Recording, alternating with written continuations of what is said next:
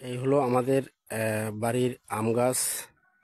আম ধরছে, ছোট ছোট গাছে আল্লাহ দিলে ভালোই, ছোট ছোট গাছে আল্লাহ দিলে ভালোই আম ধরছে ইনশাল্লাহ। এলে গাছ বেশি বড় না, মোটামুটি আল্লাহ দিলে বেশি বড় না, ছোট ছোট গাছ।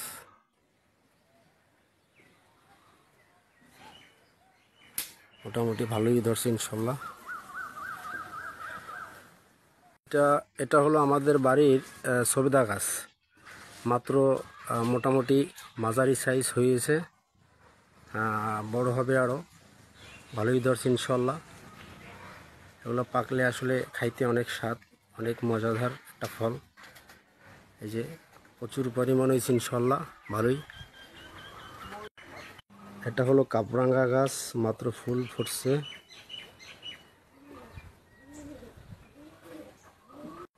আর এই গাছটা হলো যে আমরা বলি লকট গাছ। লকট মানে এটাকে নাকি আমরুল বলা হয়, অনেকে আমরুল বলে। লকট গাছ এই যে নিচে পড়েছে, এই যে আমরা লকট বলি।